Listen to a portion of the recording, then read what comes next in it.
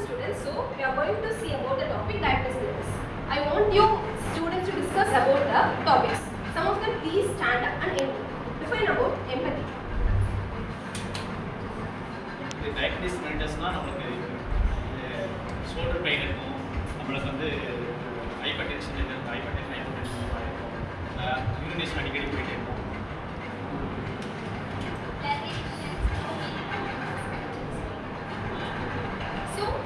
diabetes mellitus உங்களுக்கு இருக்கு அப்படின்னா இந்த மாதிரி ஸ்ட்ரகிள்ஸ் எல்லாம் அவங்க ஃபேஸ் பண்ணுவாங்க.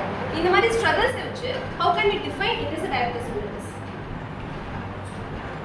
It is a chronic disorder. இது வந்து excessive secretion of insulin in the abnormalities in the pancreas.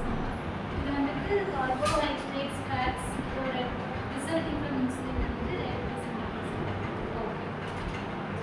இது வந்துட்டு three type இருக்குன்னா type 1 diabetes mellitus, type 2 diabetes mellitus, transmission diabetes mellitus. Type 1 க்கு வந்துட்டு insulin depend பண்ணும், type 2 ல வந்துட்டு insulin depend பண்ணும். So there are two types இருக்கு. Yes, as you say, type 1 diabetes mellitus and type 2 diabetes mellitus, and third one is gestational diabetes mellitus. இப்போ நம்ம இது என்னன்னு கண்டுபிடிச்சிட்டோம், டிஃபைன் பண்ணிட்டோம். How can we ideate it? நம்ம எப்படி டயக்னோஸ் பண்றதுன்னா ஓரல் குளுக்கோஸ் டாலரன்ஸ் டெஸ்ட் பார்க்கலாம், ரெட்டினல் ஃபங்க்ஷன் டெஸ்ட், அப்புறம் லிப்பிட் ஹீமோகுளோபின் பார்க்கலாம். Urine analysis, insulin assay, proinsulin. இந்த டெஸ்ட் எல்லாம் வச்சு நம்ம இதை எப்படி ட்ரீட் பண்ணலாம்ங்கற ஒரு ஐடியாக்கு we can come. Fasting blood sugar, postprandial blood sugar, random blood sugar, urine test, glucose tolerance test இதெல்லாம் வச்சு நம்ம எப்படின்னு வந்து ஒரு ஐடியாக்கு வரலாம். ஸோ இந்த ஒரு ஐடியாக்கு வந்து இதை எப்படி நம்ம ட்ரீட் பண்ணலாம்? Ma'am, type 1 வந்து pancreas or வந்து extractions, cell transplantation. Okay.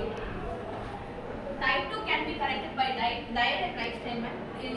Other type diabetes can be corrected by drugs such as alpha glucosidase inhibitors and insulin. Okay. So this is the prototype.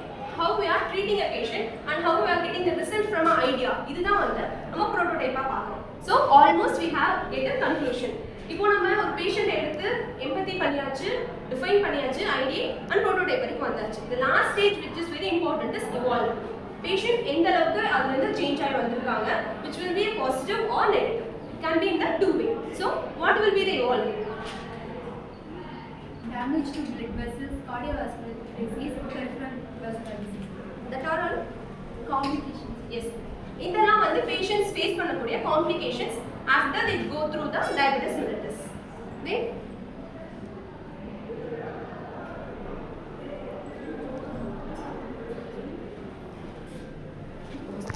இது வராம இருக்கணும்னா high diabetic retinopathy, kidney diabetic retinopathy.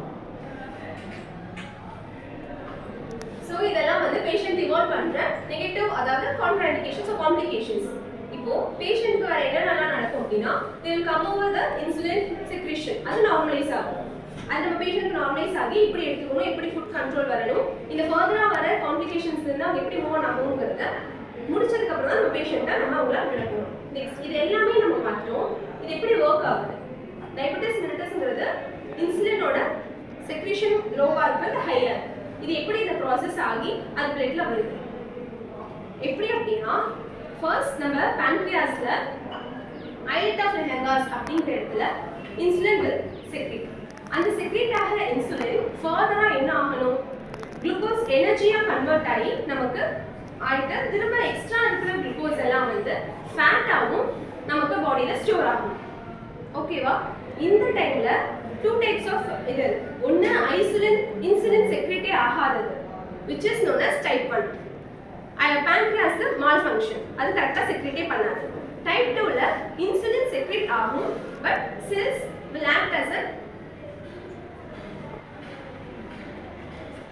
type 2 diabetes mellitus என்ன ஆகும்னா நம்ம பிளட்ல வந்து pancreasல insulin secrete ஆனாலும் carry பண்ணி கொண்டு போகிற செல்ஸ் வந்து அதுக்கு எகெயின்ஸ்டா ஆக்ட் ஆகும்.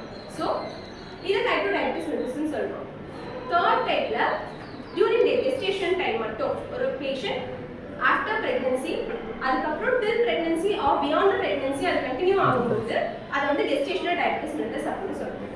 டைப் 2ல என்ன ஆகும் அப்படின்னா அப்படின்னா இன்சுலின் செக்ரேட் ஆகும், பட் அது கரெக்டாக வந்து போய் சேர வேண்டிய இடத்துல சேராது, which will remain in the blood.